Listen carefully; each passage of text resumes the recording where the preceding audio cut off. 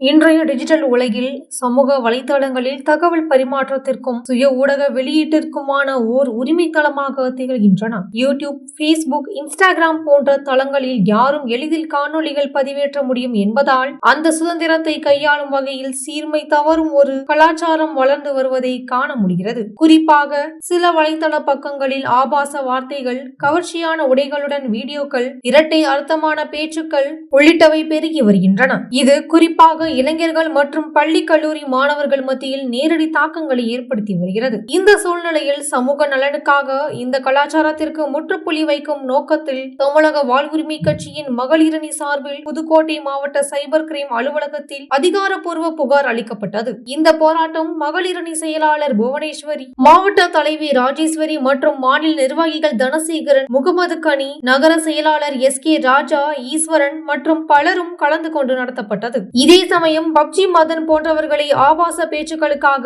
2021 கைது செய்த நிலையில் தற்போது தொடர்ச்சியாக பதிவேற்றப்படும் இத்தகைய ஆபாச காணொளிகள் மீது ஏன் நடவடிக்கை எடுக்கப்படவில்லை என்ற கேள்வியையும் எழுப்பியுள்ளனர். இணையத்தில் தவறான சுதந்திரம் பயன்பெறப்படுவதால் கல்விக்காக மொபைல் சாதனங்களை பயன்படுத்தும் மாணவர்கள் எதிர்பாராத விதமான இத்தகைய வீடியோக்கள் பார்த்து பாதிக்கப்படுகின்றனர்.